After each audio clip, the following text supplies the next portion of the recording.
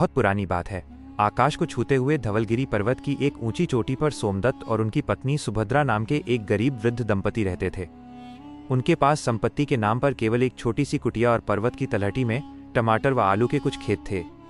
वे सुबह सूरज निकलने से पहले नीचे उतरते और रात के अंधेरे में थके हारे वापस ऊपर चढ़ते। जैसे जैसे उनकी उम्र ढल रही थी, उनकी देह जवाब देने लगी थी। एक ठंडी रात चूल्हे के पास बैठते हुए सोमदत्त ने लंबी आह भरी। सुभद्रा, जब हमारी ये कमर और झुक जाएगी, तब खेतों में राजा का लगान चुकाने के लिए मेहनत कौन करेगा? काश हमारा कोई पुत्र होता जो बुढ़ापे में हमारी लाठी बनता। सुभद्रा की आंखों में भी आंसू आ गए। उस रात दोनों ने पर्वत के देवता और कलकल बहती नदी की देवी से सच्चे मन से संतान की गुहार लगाई। कुछ समय बीता और सुभद्रा ने एक बालक को जन्म दिया। लेकिन ये क्या, वह मनुष्य नहीं बल्कि एक मेंढक था। उसकी त्वचा पन्ने जैसी हरी थी और उसकी आंखें दो लाल चमकदार मणियों जैसी थीं। सोमदत्त ने दुखी होकर कहा, इसे घर में रखकर क्या करेंगे? चलो इसे तालाब में छोड़ आते हैं। लेकिन तभी वह नन्हा जीव एक मधुर मनुष्य की आवाज में बोल उठा, माता पिता, मुझे स्वयं से दूर न करें।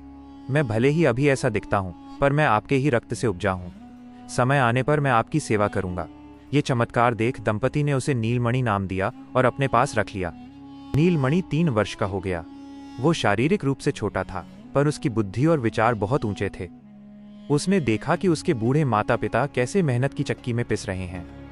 एक दिन उसने दृढ़ स्वर में कहा, माँ, मेरे लिए आटे की एक बड़ी रोटी पका दो। मैं महाराज विक्रम सिंह के महल जाऊंगा। उनकी 3 बेटियां हैं। मैं उनमें से सबसे दयालु राजकुमारी किरण से विवाह का प्रस्ताव रखूंगा, ताकि वो घर आकर आपकी सेवा कर सके। सुभद्रा हंस पड़ी, बेटा, राजा अपनी सुंदर बेटियों का हाथ बड़े बड़े शूरवीरों को नहीं देते। तुम्हें तो कोई पैर के नीचे कुचल देगा। नीलमणि ने मुस्कुराते हुए कहा, आप बस आशीर्वाद दें। जब नीलमणि महल के विशाल फाटकों पर पहुंचा तो वहां हड़कंप मच गया। एक मेंढक को द्वार खटखटाते देख मंत्री ने उसे भूत प्रेत समझकर भगाना चाहा, पर राजा विक्रम सिंह ने उसे कौतूहलवश भीतर बुला लिया। जब नीलमणि ने विवाह की बात की तो पूरा दरबार ठहाकों से गूंज उठा। राजा ने क्रोध में कहा, ओ तुच्छ जीव, अपनी शक्ल देखी है? भाग यहां से। नीलमणि ने शांत स्वर में कहा, महाराज, यदि आप नहीं माने तो मैं अपनी हंसी से इस महल की नींव हिला दूंगा। और जैसे ही नीलमणि ने अट्टहास किया, पहाड़ दरकने लगे, बिजली कड़कने लगी और महल के खंभे कांपने लगे। चारों ओर धूल का गुबार छा गया। भयभीत होकर राजा चिल्लाया, रुको, मैं अपनी बड़ी बेटी रूपा का हाथ तुम्हें देता हूं। राजा की बड़ी बेटी रूपा बहुत घमंडी थी। वो नीलमणि के साथ चल तो दी, पर रास्ते में उसने कई बार अपने घोड़े के पैरों तले उसे कुचलने की कोशिश की। अंत में उसने एक बड़ा पत्थर नीलमणि पर दे मारा और भागने लगी। नीलमणि दिव्य शक्तियों के कारण बच गया और उसे वापस महल छोड़ आया। जब राजा ने फिर मना किया तो नीलमणि ने ऐसी चित्कार मारी कि नदियों में भीषण बाढ़ आ गई। पानी राजा के सिंहासन तक पहुंच गया। मजबूरन राजा ने दूसरी बेटी स्वर्णा को भेजा, पर उसका व्यवहार भी अपनी बहन जैसा ही निकला। अंत में राजा की सबसे छोटी और कोमल हृदय वाली बेटी किरण ने स्वयं आगे आकर कहा, पिताजी, मैं इस मेंढक से विवाह करूंगी। शायद ये हमारे परिवार के किसी पाप का प्रायश्चित हो।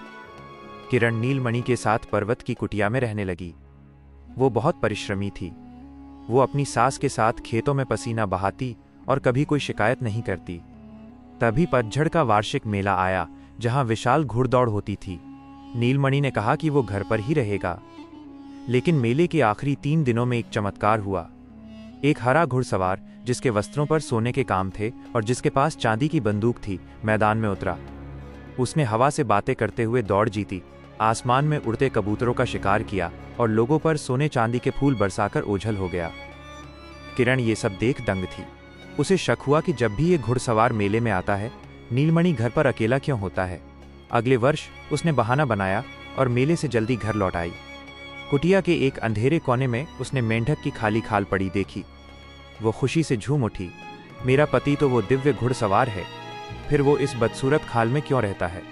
घृणा और प्रेम के आवेग में उसने वो खाल चूल्हे की आग में डाल दी।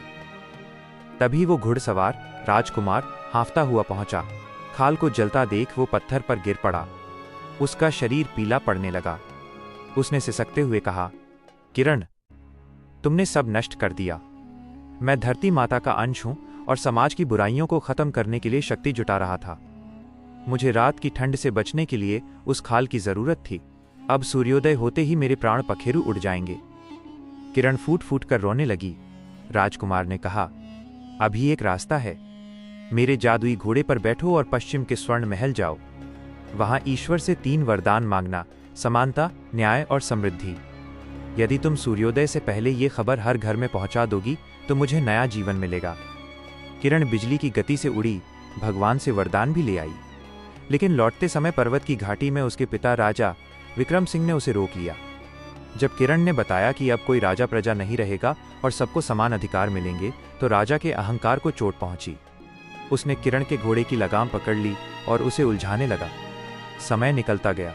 जैसे ही मुर्गे ने तीसरी बार बांग दी, किरण राजा के चंगुल से छूटकर भागी, पर बहुत देर हो चुकी थी। सूरज की पहली किरण ने राजकुमार के प्राण हर लिए थे। किरण जब घर पहुंची तो वहां केवल एक शांत शव था। अपने प्रेम को खोने के दुख में किरण वहीं बैठकर विलाप करने लगी और देखते ही देखते वो खुद भी पत्थर की एक मूरत में बदल गई। आज भी उस ऊंचे पर्वत पर वो पत्थर की कन्या और पास ही एक पत्थर की कब्र देखी जा सकती है। हवाएं जब वहां से गुजरती हैं तो ऐसा लगता है मानो कोई आज भी उस अधूरे सपने के लिए प्रार्थना कर रहा है।